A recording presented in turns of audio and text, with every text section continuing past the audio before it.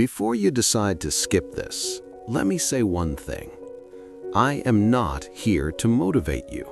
I am not here to inspire you. I am here to warn you. Because I am 100 years old, and everything I am about to say, I learned when it was too late to fix. People think reaching 100 is a blessing. They congratulate you. They take pictures. They ask for secrets. But no one asks what it costs. Living this long means you outlive almost everyone you loved. It means memories become heavier than your body. It means silence becomes your loudest companion. So if you're young or even middle-aged and listening to me right now, do not treat this like another video. Treat it like a conversation with your future self. When I was young, I believed life was something I had to conquer, like a mountain, like an enemy. Every day felt like a test. Every year felt like a deadline. I woke up thinking about what I had to achieve. I slept thinking about what I failed to finish. Rest felt like weakness. Silence felt like laziness. I didn't know then that silence is where life actually speaks. At 18, I wanted freedom. At 25, I wanted success. At 30, I wanted respect.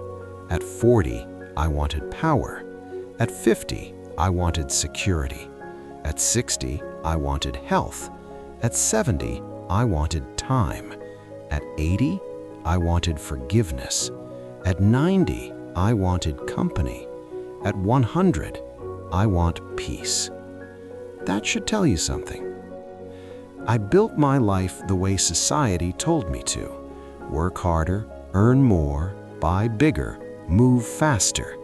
And I did all of it well. Too well. My days were packed. Meetings, calls, deadlines. My pockets were full. My house was large. But my soul, always tired. I thought tired meant productive. I thought stress meant importance. No one taught me how dangerous that lie was. My wife used to watch me rush around the house every morning, tie my shoes, check my watch, grab my bag. She would say, "Sit for a minute, have breakfast." I would say, "I'm late." I was always late for the wrong things and early for the things that didn't matter. We had dreams once, simple ones, long walks, quiet dinners, growing old together. But dreams don't survive neglect. They starve quietly. I remember her sitting on the couch one evening, just watching me. I asked, "What?" She said, "I feel like I live alone, even when you're here." I didn't respond. I didn't know how. That moment still visits me at night. I justified everything. That's what ambitious people do. I told myself, this is for our future. But the future kept moving, and we never arrived together. My children grew up in between my meetings. I knew their ages. I didn't know their fears. I knew their schools. I didn't know their thoughts. I hugged them quickly. I listened halfway. And one day, they stopped waiting for me too. Success has a strange side effect. It convinces you that you are needed everywhere, except at home. Years passed fast. So fast I didn't notice my hair turning gray. So fast I didn't notice my wife growing quiet. Then came the day my body betrayed me. A sharp pain, a hospital bed, white lights. Doctors spoke in serious tones. Suddenly, my schedule didn't matter. My titles didn't matter. My money didn't matter. I lay there thinking about emails that would never get sent and conversations that should have happened long ago.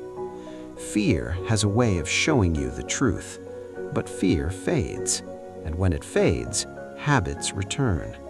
I promised to slow down. I meant it, but intention without action is just comfort. Life went back to normal. I went back to busy. Then my wife got sick. Quietly, slowly. She didn't complain. She never wanted to interrupt my important life. By the time I noticed something was wrong, the doctors avoided eye contact. I sat beside her bed, holding a hand that once waited for me every night. She looked at me and smiled weakly. She said, "You were always chasing something. I hope you catch it someday." She died before I could answer. That sentence lives inside me now. After the funeral, people came. They spoke kindly. They left. And suddenly, it was just me. The house felt wrong, too quiet, too big. I found myself sitting in rooms I never used before, touching things I never noticed. Her cup, her scarf, her side of the bed. That's when I realized something brutal. We think regret comes from mistakes. It doesn't. Regret comes from moments we ignored. I didn't collapse. I didn't cry endlessly. I just stopped. Something inside me broke, not loudly, but completely. I looked around and asked myself a question I should have asked decades earlier. What am I doing all this for? I started giving things away, not because I didn't need them, but because they didn't need me. I sold the house. People thought I was crazy.